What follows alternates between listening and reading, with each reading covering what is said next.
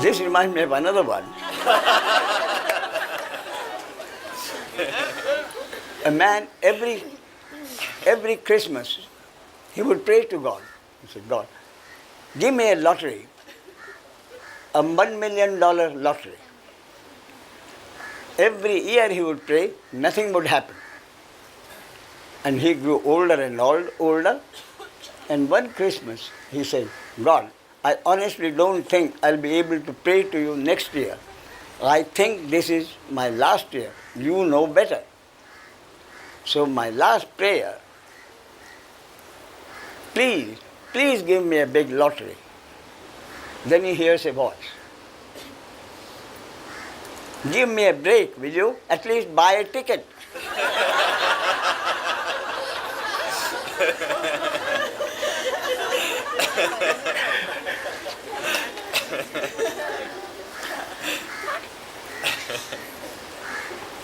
So today I thought, from the questions in the evening, I had an idea that it may be a good thing for me to repeat my basic concepts. So the very basic concept, and to me, the most important concept I have is that the human being is basically, fundamentally, no more than a three-dimensional object, uniquely designed and programmed to be a uniquely designed instrument through which the primal energy or consciousness of God could function.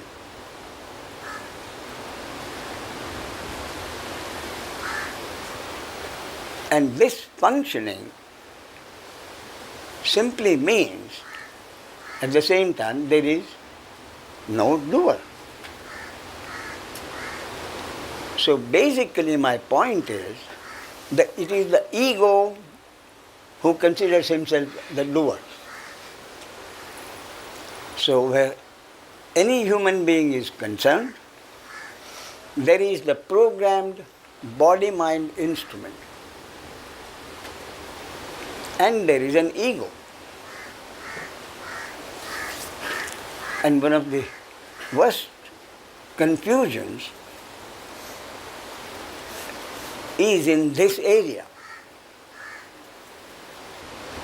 When the eyes see something, when the eyes read something, ears hear something, the nose smells something, then there is a reaction. And my most important, this I really mean to, is the reaction that happens in a body-mind organism. It is not your reaction. You are not angry, you are not afraid, you are not a compassionate person. Anger arises, fear arises, compassion arises. My point is, the same situation, three body-mind organisms, three individuals, see the same thing. And what arises as a reaction in the body-mind organism, depending on the relative programming, in one case, anger may arise. In another case, fear may arise. And in the third case, compassion may arise. What we generally accept is, so and so is a good man, he is compassionate. So and so is an angry man, so and so is a timid person. My basic concept is no such thing. All that has happened is each body-mind organism has responded precisely as it is supposed to according to the programming. In these three instances, let me be clear. What I mean is, a body-mind organism in which compassion arises may not be a particularly kind person. At that moment, whatever is seen or heard, compassion arises in that body-mind organism. On the other hand, in a body-mind organism where anger has arisen, he may truly be a sage. So what I'm saying is, to people who see this, they'll say, how can he be a sage? He gets angry now and then. How can he be a sage? He keeps smoking all the time.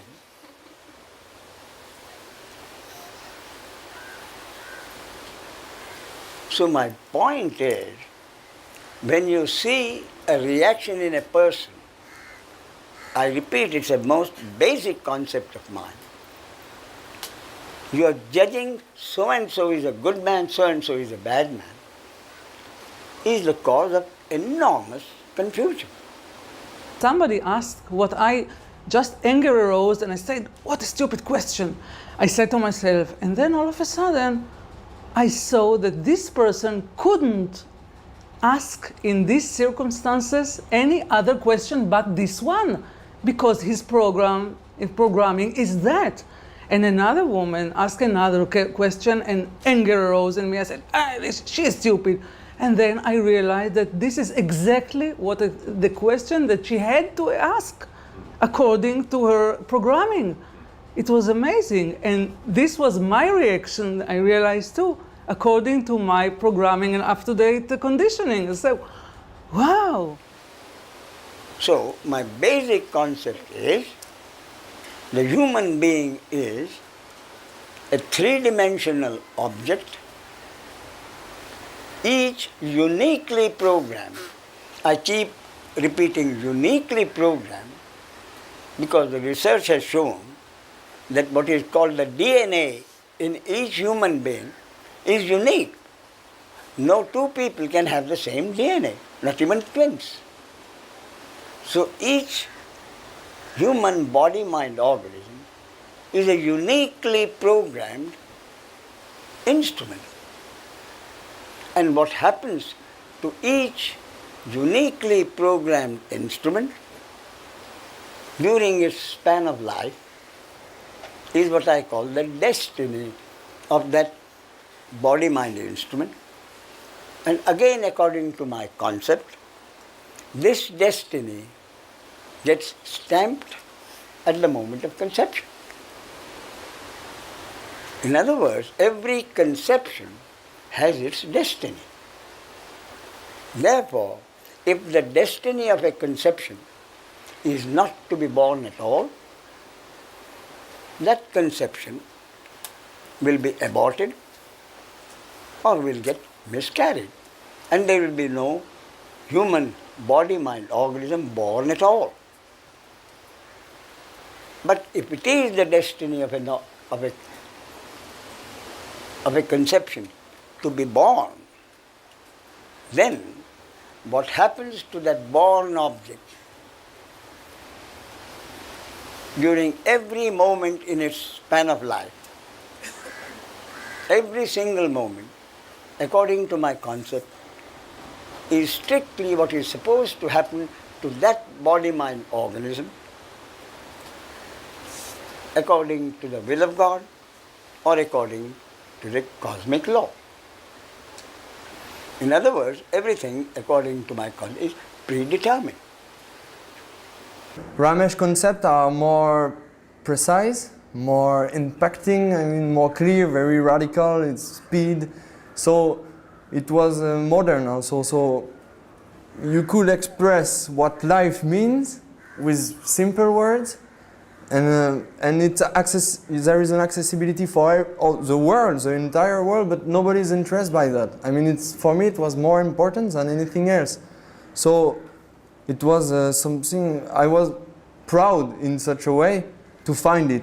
Like it says, you can be proud of being a spiritual seeker and find something, but after it was just something, it was in the air, so there is no reason to be proud of it. But the changing was there already in this book. It was, I feel, I don't know, there is more shining. Life was more brightness, you know, there is more, yeah. What does free will, which we value so much, what does it really mean? What value does it have? Free will obviously means me, the ego, deciding what I want, plan a course of action,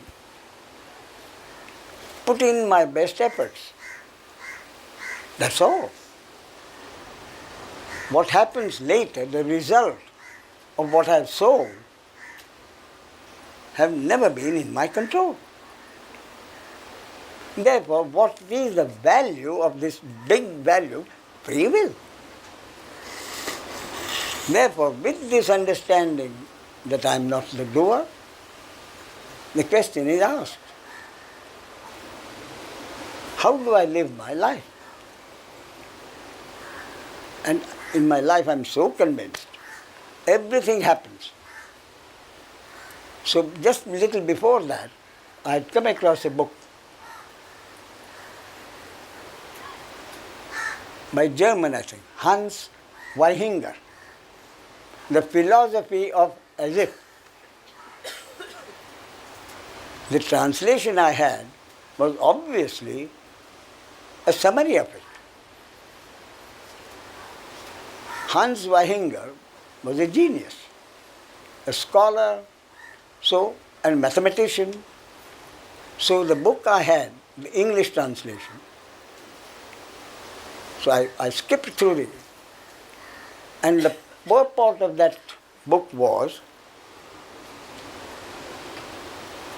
act as if you have free will, which incidentally is all everybody has been doing his entire life. Do act as if you have free will. And he gives an instance. He anticipates. How can I live as if I have free will? And Weihinger gives an example. You know that the sun doesn't move anywhere, and yet you have no problem using the word sunrise and sunset. You know the sun doesn't get anywhere, move anywhere, and yet you have no problem in living your life using the word sunrise and sunset. So he said, similarly, you know you are not the doer, you have accepted you are not the doer, but live as if you are the doer. The relationship with the doing that I do is totally different. And for the first time I realized that when I set up the first seminar, I put all my intention and all my abilities into setting it up, into producing a thick brochure and finding the right addresses and doing everything as good as I could. And I remember the moment where I took all these envelopes to the post office and pushed them over the counter. I really clearly felt, okay, I've done what I can, now it's not in my hands. That, what I did before, I do to the best of my abilities and I put everything into it. And I feel very much as a doer, but what comes out of it is very clearly not in my hands. And it's the same with doing this seminar or really doing anything. If I accept that it is not my action, do I not give up all sense of responsibility? And if I accept this question of non-doership, would I not be behaving irresponsibly for the rest of my life? Same thing as is generally called fatalism. Isn't that the point? If I accept I am not responsible, Is it not kind of fatalistic, which will make me say, why should I bother? Why should I not behave any way I like? That is the point, isn't it? Whatever you would like to do irresponsibly will still be limited entirely by your genes and your up-to-date conditioning. So if you say, I'm not responsible for my doing, why should I not pick up a machine gun, go and kill 20 people? And tell the world, I'm not responsible. You see? So my point is, even if you were given total immunity from such a thing,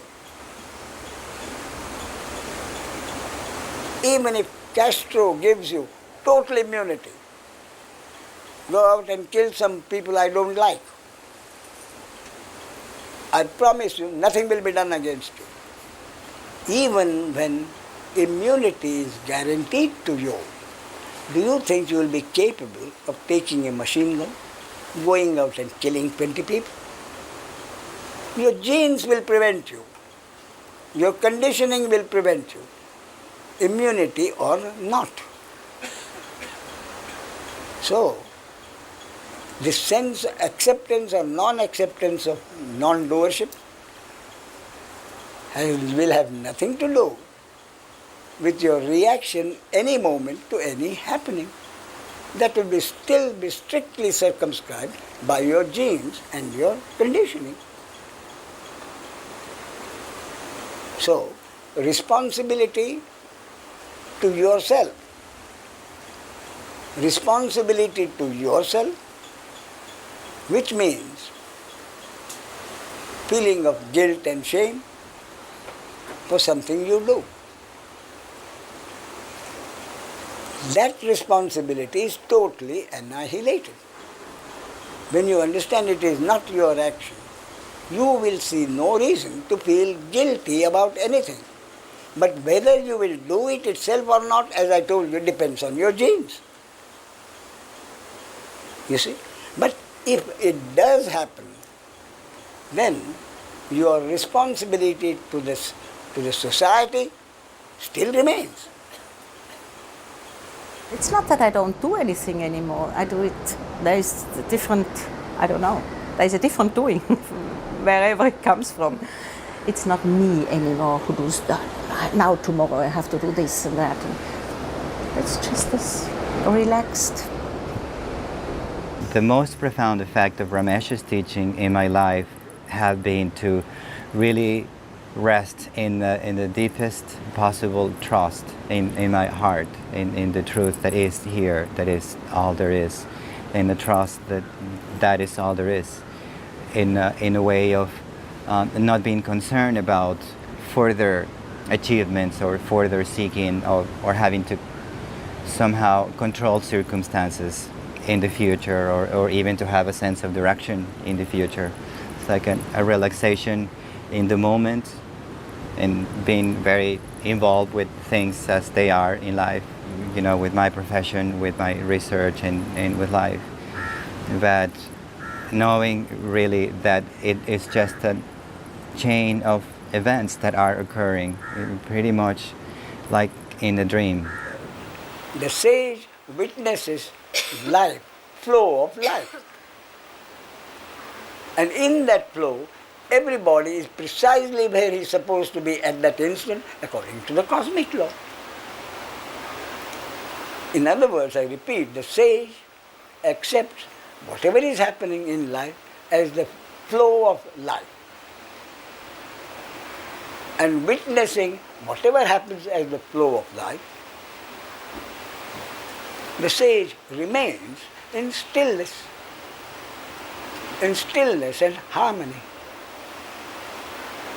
accepting both the pleasure and the pain. That is again, the sage, you see him thoroughly enjoying, he may be dancing in the disco. How can he be a sage? But if the sage enjoys dancing in a disco, he will have no hesitation in dancing at the disco. And that is why in the Hindu scriptures, the sage has been described not only as an enjoyer in life, super enjoyer. In fact, a sage is said to be Mahabhogi. Bhogi is an enjoyer.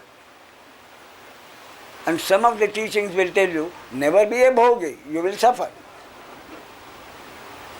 The sage says, if God has sent me a pleasure, I will enjoy it.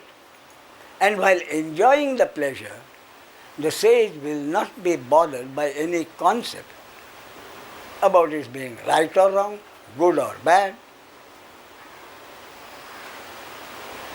pleasant or unpleasant. Pleasant, he is enjoying it. In other words, why is a sage super enjoying? Because while he is enjoying that pleasure in the moment, his thinking mind is not creating any yes buts. He is totally in the moment enjoying the pleasure as something God-given. It's life that I'm following within me, and that's from his teachings. It's life that I'm trusting as God. I don't have to put it out on even Ramesh. And then the particular way that life flows is just kind of a delightful dance to me now, because it's not only a trust, it's like a knowing that this step is the right step for all the others to follow. I just so trust the destiny of the occurrence of when things take me, and especially when they don't make sense now. You know, there isn't a critical mind coming in going, this is not supposed to happen. It's more like, this is happening and what is going to come out of it. The flow is completely acceptable. There's nothing else that can happen than the flow. I'm pretty happy with whatever is going on. Instead of planning, instead of foreseeing, instead of doing this and that, live with the surprises that life gives you. It's much more fun than trying to plan, and what you plan never happens anyway. Therefore, there is an old story in the Chinese story. I'm told it's a very, very ancient story of a Chinese farmer, a very wise man. So this Chinese farmer is supposed to live in a farm, a small farm, where he has a son, a small piece of land, and a horse for the son to use in farming. One day, the horse runs away. So neighbors get together to commiserate with the farmer. How bad luck it is. What a bad luck. We're sorry. I don't know how you're going to manage. Now your son won't have a horse to work with. The son, the wise farmer, said, maybe. Then the next day, the horse came back with 4 other wild horses. Neighbors came. What wonderful luck. Now we have 4 horses. The third day, the son tried to ride one of the wild horses, fell, broke his leg. The neighbors came again. And the farmer said, maybe. 4th day, government officers came to recruit strong, healthy farmers for the army. And they didn't, of course, take the farmer's son with a broken leg. So again the neighbors came and said, what good luck. Again the farmer said, maybe. And my point is, we have talked of 4 days or 5 days. The rest of the 360 days, you can complete the story.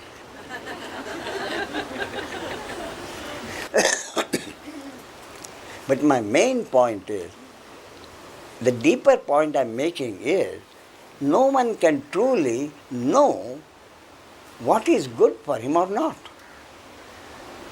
How long will you think? You can't even think. So what you think is very good now may not be good the next day. For me, it was very important to see him. Yeah, his presence, his beauty. I mean, it helps you. It helps the teaching.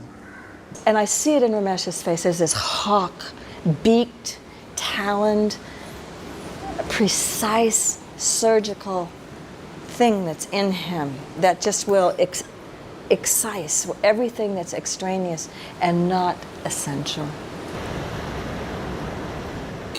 In Net of Jewels, you have said, love is not loving others, it's being others.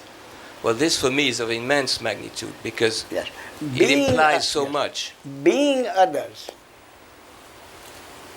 means with the understanding that me and the others are basically and fundamentally only instruments, separate instruments, through which the same primal energy functions.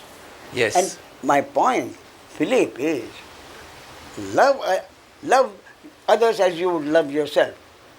And that is precisely what you do with the understanding that I am as much of an instrument as you are, through which the destiny functions, the primal energy functions, which means truly there is no separation. Yes. So with the understanding that there is truly no separation between you and me as instruments, therefore as one instrument, I do not hate you. And my definition of love, frankly, is negative. What is love? To me, no hatred. And to me that is enough. If people stopped hating each other, I wouldn't ask them to love each other. Just don't hate each other. And that happens. That's my point. Yes. What the teaching wrought for me in the end, that I started to look at things that before I just did not want to look at. And if possible, to look at it without judging and comparing, or if there is judging, again to see, yeah, there's judging. That is my judgment about the way I reacted to this. The other thing that's really changed for me too is the critical nature. I'm a very critical person. A lot of judgments have really fallen away, and especially about other people, and that's such a relief. All I'm concerned with is what I say should be clear. After that, what happens is your destiny. Whatever I say is a concept. Challenge that concept. Don't accept it. But if you do accept it, you will accept it without expecting anything. The first few days, I said, well, it's not, I'm there, I'm going to listen to the man, to see what he has to say. Yeah, I had all the respect for him, but I said, okay, he came from another culture, and it's great what he's telling me, but no, not at all. I didn't accept at all. What changed? What changed? That all of a sudden I saw it in another eyes. First of all, I said, what's so bad in you are not, from now on, you are not living your life, but life is lived through you. So what's the point of objecting it? And then I said, well, from now on, let's say I thought I am a freelancer and this is my business. And all of a sudden, somebody comes to me and offers me a deal. From now on, you are not a freelancer, you are an employee by source. This is not your business, it's his business. And for that, not only this is the acceptance, then I will get the peace of mind that I was searching. Then I will be, anchored in peace and harmony. So am I stupid not to jump on it? So I said, let's go for it. And from then, I feel that many things have changed for me. I'm not sure whether I got you right. You said seeking happens, and it's there's no difference really between seeking to become rich, seeking to become enlightened, That seeking. is my point. Seeking happens. Seeking happens. The kind of seeking happens according to the destiny of the body, mind, organism, and the ego. Whether that seeking, to what extent that seeking is satisfied, is also the destiny of that body, mind, organism. In some cases, the seeking is wholly satisfied. In many cases, the seeking is only partly satisfied. I was pulled towards Ramesh. I was just there every day for a month before I came here. And it was the clarity, it was the demystification of a sage, of a seeker, of enlightenment, of the spiritualism. It was about us seekers, that we are not more elitistic than the others. All kinds of talking that I've never heard. And the precise way that he presents everything. My mind got all the answers for all the possible questions. So there was no any mind asking, and there is no question arise. The first thing the spiritual seeker, according to my concept, must realize is, he should not be looking for an experience. He should be looking for that which will enable him to see each experience as an experience. In other words, my point, Nick, is what self-realization is truly supposed to mean for me is being anchored in peace while facing life from moment to moment, including experiences of enlightenment and the experience of deep frustration. Enlightenment, freedom, out-of-body experiences, frustration, all that is in the moment. So my point is, what I'm looking for, each spiritual seeker should say to what I'm looking for is that which will make me feel anchored in peace and harmony while facing life from moment to moment. I feel much more accepting of whatever the physiological, psychological, emotional process that's going on inside me. Because I know there can't be anything else and there's nothing I can do about it.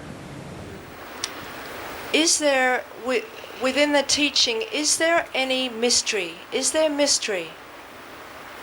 I hope not. Or do your words cover everything? I hope not. That has been my entire point. To remove the mystery. He has given me a life. A life that I enjoy. I never had so much fun. That's about it. I feel a gratitude.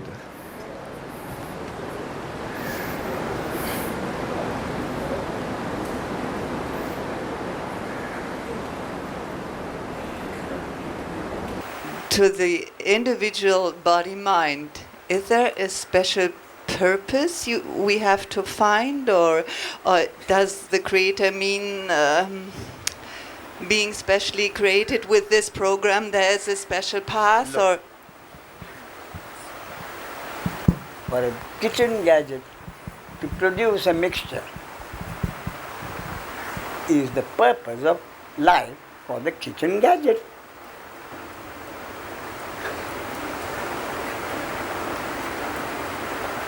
The kitchen gadget doesn't ask, apart from what I produce, is there a meaning to my life? And that is what the human being asks. Purpose of life for whom? I get it, for the ego. And what is the ego? The ego is merely a thought of identifying itself with a name and a form as a separate entity. Yes. And that has been created according to my concept, what I call divine hypnosis. Or the Hindu religion say Maya.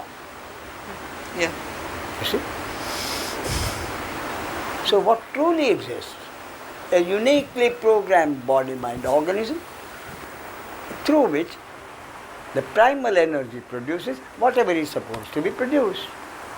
A kitchen gadget is a gadget uniquely programmed to produce the particular mixture that is supposed to be produced. So if you truly must know according to what the meaning and purpose of life is to accept what is in the present moment. For me, the entire meaning and purpose of life is to be able to accept what is in the present moment. That's it.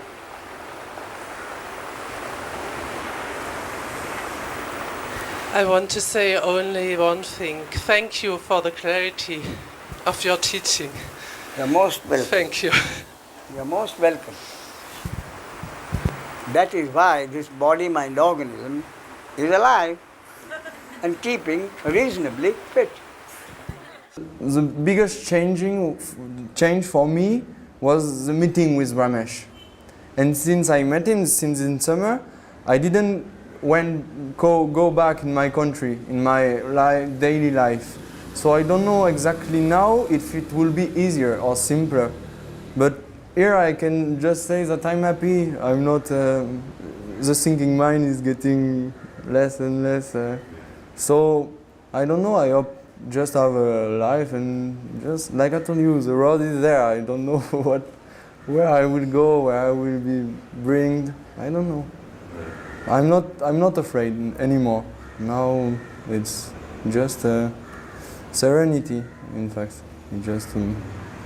I think his teaching will continue to work in me.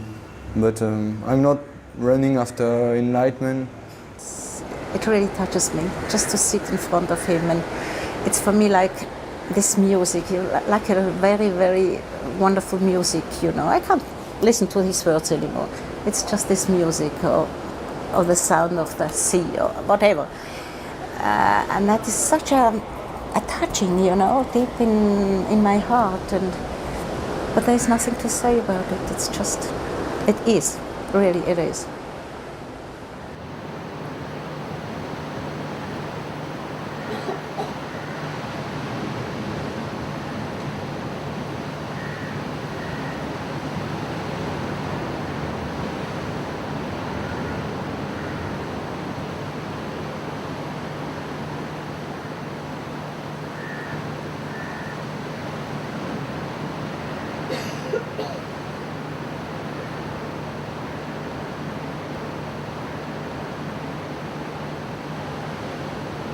Meditation, someone asked me.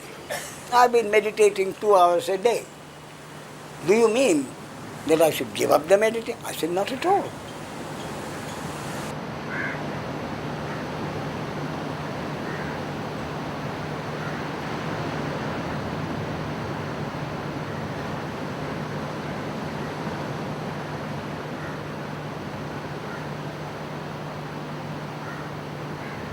Continue to do your meditation if you like to do it.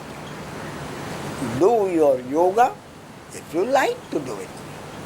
But my only point is, if you don't like it, according to my understanding, you need not force yourself to do it. And if it is your destiny for it to happen, it will happen without you doing anything.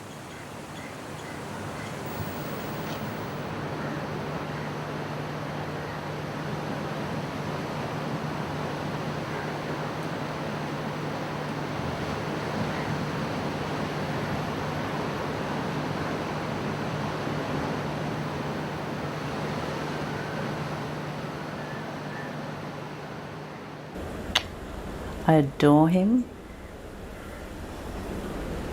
I'm totally grateful that so many people can rest now within the teachings. A complete gift to all of us. Just the deepest gratitude. I see a beautiful man that I feel tremendous love for, and there's a sense of certainty that even though there's another form there, there's an uncanny sense of unity, that he is not someone else speaking to someone else here, that we are participating in the same impersonal dance, so to speak. Ramesh, if you were to tell me in one word, what is my concept of the ultimate understanding of Advaita in actual life? I say acceptance.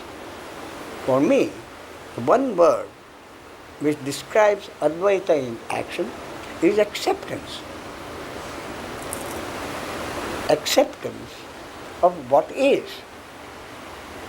Whatever is, whatever I am, whatever the other person is, represented by the respective body, mind, organism, are precisely what they are. So acceptance of whatever is in the moment, to me, is the ultimate Advaita in action. Acceptance. And acceptance, I repeat, does not mean not doing anything. Acceptance includes doing or not doing anything that you think in the moment. Whatever you think in the moment is part of what is in the moment. Therefore, it's simple. Accept what is in the moment. If you are not able to accept it, do whatever you think you should do. And my usual example is about the scene of the baby seals being slaughtered by being hit on the head, which two people saw. One person knew there was nothing he could do, but the other person did think she could do something, and she did it. So again, similar question. How can a sage be anchored in peace when he sees the amount of misery in the world? Again, the same thing. Acceptance of the misery in the moment. The concentrated, is there something I can do? If there is, I do it. If there isn't, I let God take care of His own creation. So again, I say, that is what Advaita in life means to me. Acceptance of what is. Well, having said that,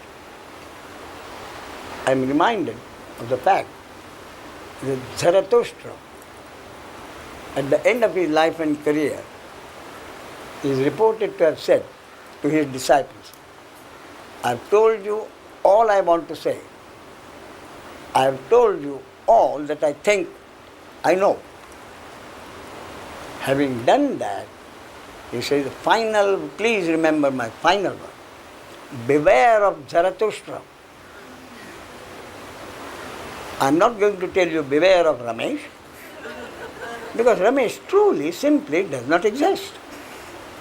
But what I would say is, beware of that teaching. Let the teaching not get hold of you. Accept the teaching, but don't let the teaching get hold of you. Meaning, don't think that acceptance or non-doership is an instrument which you can use. Let acceptance happen. Let the teaching take its own course. That's why I said, beware of the teaching. Immense gratitude. That's the biggest feeling. I am so grateful that I met him, that I've been able to have this contact, and that something deeper than my initial understanding kept bringing me back, and let that grow. So mostly it's gratitude. It always comes back to that. I am so grateful that he is here, that he's in my life. I would say love. If you used any word, that would be the word to use.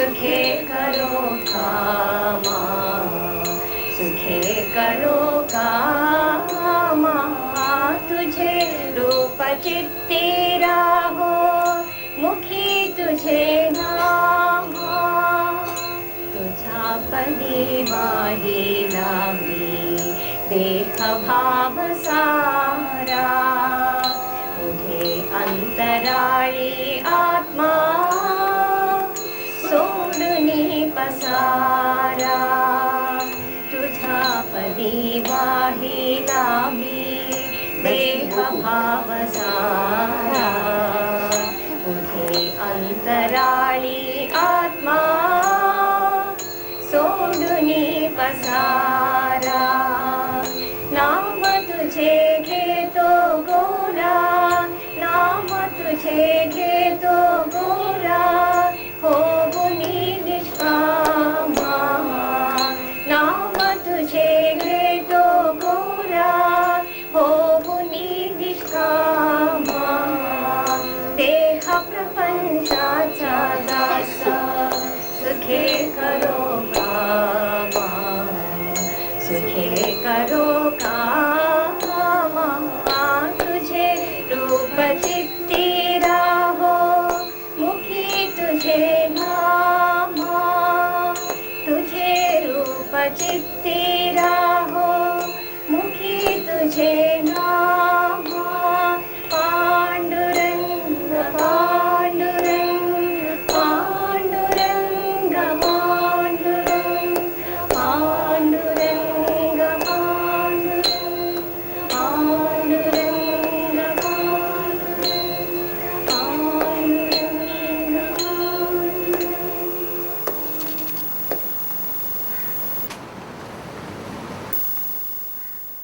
Gratitude is grace, in fact, the grace through him. So now he's like just, I don't know, he's a sage, the biggest sage, and I'm glad to have found him. He's still alive and I'm here. It's a great luck. Maybe there will be a lot of seekers after me, but they won't have the change I have. So it's good. Now, before I read it, I would like to tell you that this, when you hear it, you will think it must have taken me some time to think and write. What I want to say is, I didn't really write it. It just came as an outpouring of gratitude. I wrote it in full hand, and it didn't take me more than, if I remember, 10 or 12 minutes. So what I'm saying is, it is not a planned exercise. It's a spontaneous outpouring. So you'll please forgive me if I get emotional. Listen. Dear God, this is my record of eternal gratitude to you. You gave me birth in a most respected Hindu family, but not high enough in social status to make me proud. You gave me a physical form, well admired for its perfection, but it was small enough to keep me humble. You gave me education high enough to be most useful in life, but not high enough to make me proud. You gave me success in sports high enough to be satisfied, but not proud. You gave me a career in which you took me high enough to be admired, but not high enough to make me arrogant. You gave me a wife and family for which I have always been eternally grateful, but you did not spare me my share of grief to remind me not to forget what life is all about, and to be always grateful for what I do have. You did not forget to place an adequate number of temptations in my way, so that I may not be too critical of others who have to face their own temptations. I am now 84, and perhaps the only wish that remains is that the long life you have given me will not carry a burden at the end. But in that case, I know you will also give me the necessary courage to face it. You gave me a lot to show me how little is needed to be content and how much could be given away.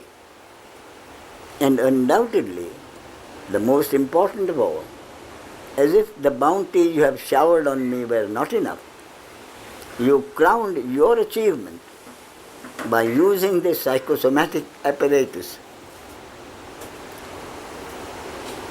to convey to the world the most important message of Advaita.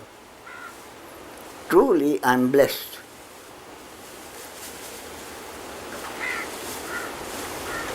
Or indeed, my beloved, have you not blessed yourself? Finally, it occurs to me, if you were to design for yourself a life in phenomenality, could it have been much different from this one? And for this thought, no tears are enough to wash your noumenal feet. That's it.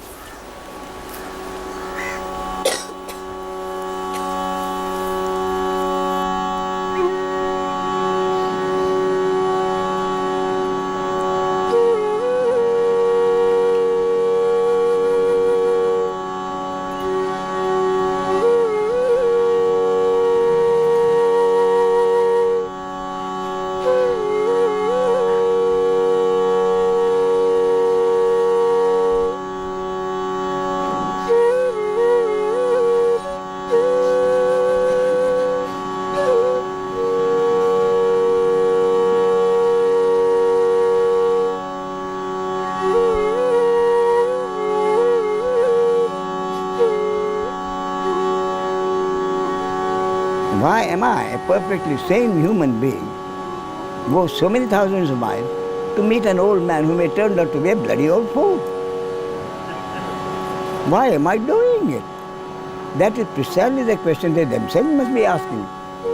So my point is, truly, no one truly can do anything. All he can do is to watch himself do something. Sometimes good, sometimes bad, sometimes indifferent, sometimes stupid. Everything really happens. Really and truly everything happens.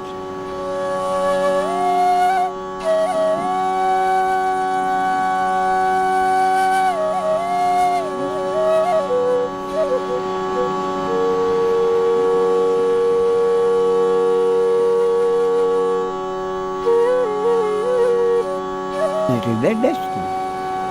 Truly, anybody being pulled towards a quagmire or towards a good thing, again, their destiny.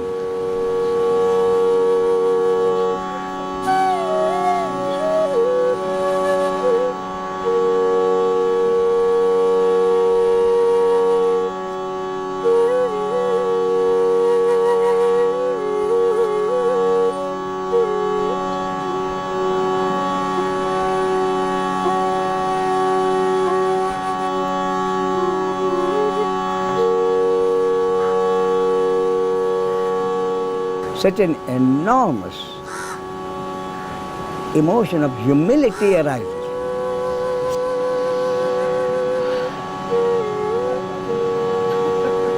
The identification as an individual entity called Ramesh is still there.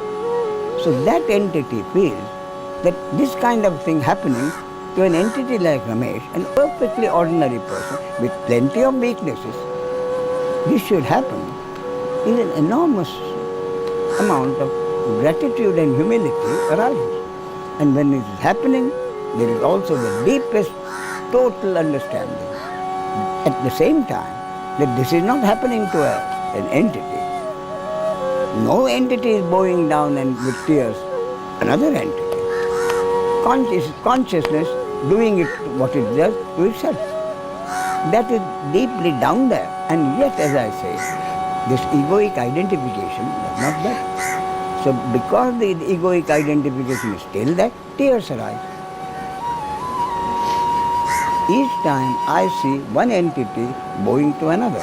Therefore, as an entity, I respond with equal humility to the other man's response.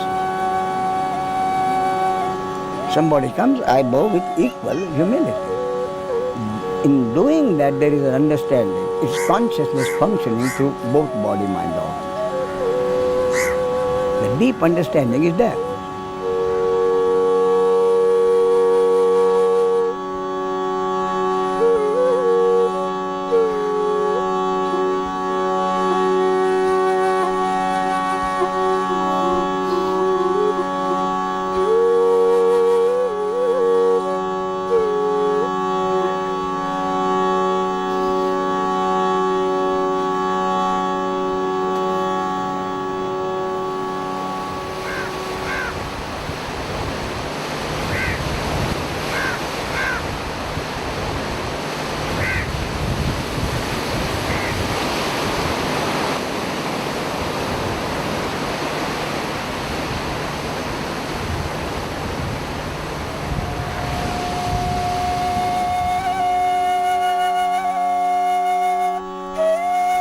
Advaita really means, very simply, non-duality. But to me, it's in too high. So when I started talking about it, being not authorized, but ordered to talk by my guru, I decided that talking will happen as it is going to happen. But deep in my heart, I wanted Advaita, not for the lofty few, but to be practical in daily living. So all along, my idea has been, one, to demystify the spiritual teaching. Two, I've always felt there has been a gap between the teacher and the taught. To me, that was not acceptable. There is absolutely no difference between me and you, for one reason. As the Hindu scriptures have said, thou art the speaker, thou art the listener. Speaking is happening through this body-mind organism, listening is happening through others. But the speaker and the listener is the same primal energy. And that, to me, is the most important part of Advaita.